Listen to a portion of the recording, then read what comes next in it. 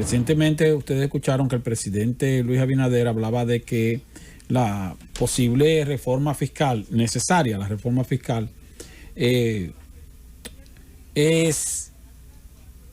no necesariamente iría en la dirección de aumentar los impuestos y que indefectiblemente tiene que estar enfocada en que los que más pueden sean los que más paguen y los que menos pueden sean los que menos paguen. Fíjense que el presidente Luis Abinader no habló de los ricos, de que los ricos sean los que paguen y los pobres no paguen, sino los que más pueden. ¿Por qué? Porque los que más pueden son los que no son pobres. Y entre los que más pueden, que no son pobres, está la clase media. La clase media generalmente viene a ser la más cargada cuando se habla de reforma fiscal. Y cuando el presidente se refiere a los que más pueden, no se está refiriendo a la clase alta, se está refiriendo a la clase alta y a la clase media, porque la clase media también puede. ¿Por qué puede? Porque no es pobre. Entonces, la propuesta que se hizo, por ejemplo, de una mini reforma fiscal el pasado año, que no pasó, esa propuesta no perjudicaba a los pobres por ningún lado. Por ningún lado, señores. Incluso donde se establecía la posibilidad de cobrar un impuesto sobre la renta al derecho de doble sueldo de Navidad, a lo que le dicen, lo que más llaman la regalía pascual, el doble sueldo.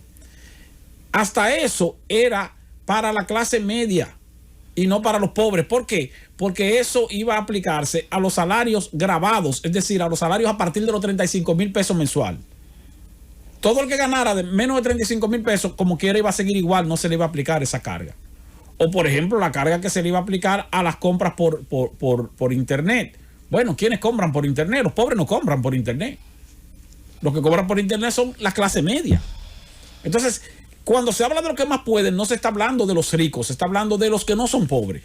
Y entre los que no son pobres hay una franja enorme que es la que lleva la mayor carga. Luego está la parte que tiene que ver con las exenciones fiscales. Y hemos hablado aquí de ese tema porque es un tema medio complicado.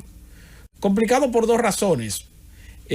Una de ellas es porque hoy día se torna difícil eliminar exenciones fiscales a sectores que fueron afectados seriamente por la pandemia y que todavía están siendo afectados por la pandemia. Si ustedes se fijan, por ejemplo, la principal prédica de logro que hace el gobierno, y cuando digo el gobierno me refiero al gobierno en sentido general, ustedes ven las campañas publicitarias y todo eso y se dan cuenta de que uno de los mayores logros es el del desarrollo de los sectores productivos, principalmente de la zona franca. Pero la zona franca resulta que es el sector más beneficiado de exenciones fiscales, incluyendo el impuesto sobre la renta, la exención del impuesto sobre la renta. Entonces, ese sector que fue uno de los que más rápido se recuperó, ahora tú no puedes decirle, mira, vamos a quitarte las exenciones. Porque al contrario, esa recuperación es la que está recibiendo el gobierno como un logro. Un logro del sector privado, no un logro del sector público, pero un logro del sector privado con ayuda del sector público. ¿Por qué? Porque el sector público le da exenciones fiscales. Esa es una razón. Que algunos de los sectores que se están recuperando o que faltan por recuperarse son sectores que en este momento necesitan las exenciones más que antes porque fueron afectados por la pandemia. Pero la otra razón es la globalización. ¿Cuál es el problema con la globalización? Que generalmente las leyes de exenciones o de incentivos que se conceden a determinados sectores productivos se hacen no como iniciativa individual de un país, sino con base en la tendencia de la región y con base en la competencia. Entonces dicen, nosotros tenemos, por ejemplo, una ley de incentivo a la inversión extranjera directa. Nuestra ley de incentivo a la inversión extranjera directa establece, entre algunos aspectos, el derecho del inversor extranjero a repatriar el 100% de sus ganancias. Eso no existía en el pasado. Tú puedes repatriar el 100% de tu ganancia. Es decir, que tú tienes una empresa instalada aquí, tú generas empleo, tú pagas tus impuestos. Una vez tú pagas tus impuestos, lo que tú te ganaste, todo lo que te ganaste, tú lo agarras, lo conviertes a dólares y te lleva a tu cuarto. Te lo puedes llevar todo. Antes no. Antes tenía que dejar una proporción porcentual bastante alta en el país o reinvertirla en el país de manera obligatoria. ¿Y por qué el gobierno decidió quitar esa obligatoriedad de dejar una parte de las ganancias aquí y de que se puedan llevar el 100% de sus ganancias? Porque en los otros países de la región, América Latina prácticamente completa y Centroamérica, que compiten con nosotros, también se permitía el 100% de la repatriación de las ganancias. Entonces el inversionista extranjero decía, bueno, pero mira, tú me estás diciendo que me puedo instalar aquí en República Dominicana, pero resulta que En Guatemala yo puedo repatriar 100% de mi ganancia, aquí no puedo. O en Chile, o en Colombia. Entonces le decía, no, pero espérate, vamos a tener que adaptar nuestra legislación de incentivo a la inversión extranjera a lo que tienen o lo que facilitan otros países. Porque si lo cambiamos, entonces se van a ir para otros países. Nosotros hablamos de, mira que nosotros somos atractivos en inversión extranjera, somos en el área del Caribe el país que más capta, que mayor cantidad de inversión extranjera está captando somos nosotros, posiblemente 3.000 millones de dólares este año, 2.500 millones de dólares el año pasado, aún con la pandemia, y ese es el promedio de los últimos 10 años. Quiere decir que nos ha ido bien con la inversión extranjera directa, pero no podemos cambiar las reglas de juego, porque si se la cambiamos van a decir, no, pues está bien, pues me voy para otro sitio. Y lo mismo pasa entonces con la zona franca. La zona franca dice, bueno, mira, que los incentivos que yo tengo aquí no son incentivos exclusivos de República Dominicana. Son incentivos de todos los países de la región. Son los mismos.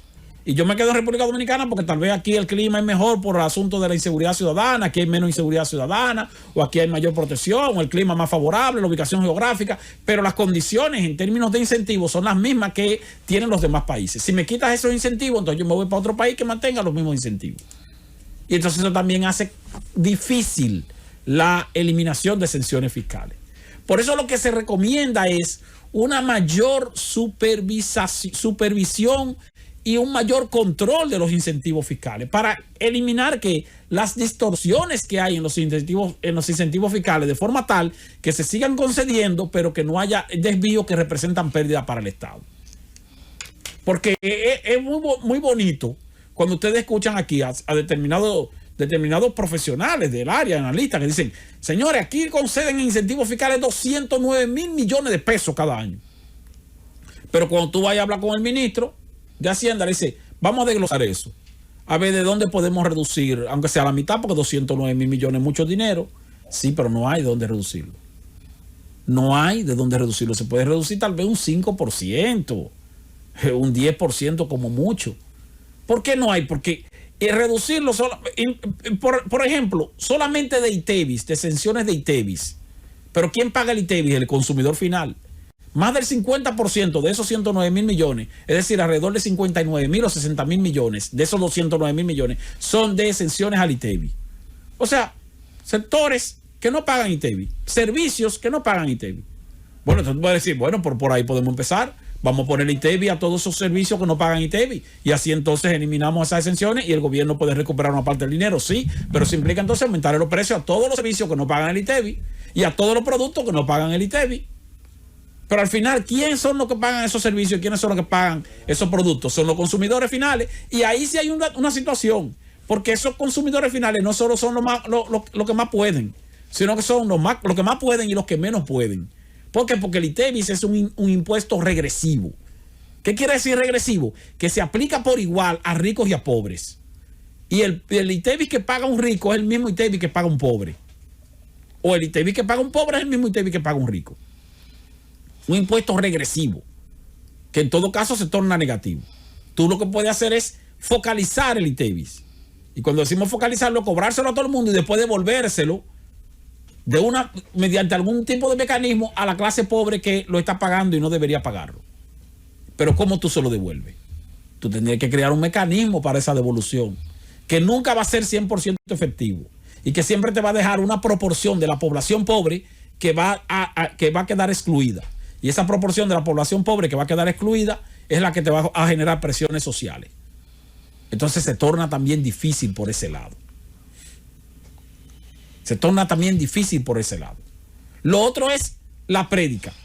Decir, bueno, señores, que nosotros lo que vamos a hacer es una reforma fiscal que va a hacer que paguen los que más pueden y que los que menos pueden no paguen. Y vamos entonces también a ir eliminando esas exenciones fiscales para los sectores que tienen exenciones fiscales que tal vez no las necesitan. Muy bien. Si es así que viene la reforma, hace tiempo que debieron haberla sometido. Porque quiere decir que es una reforma positiva. Es una reforma políticamente positiva y económicamente positiva para la población. Una reforma que va a perjudicar a los que más pueden y va a beneficiar a los que menos pueden. Eso es totalmente beneficioso. Una reforma que le va a quitar incentivos a los sectores que no necesitan incentivos. Eso también es beneficioso y positivo.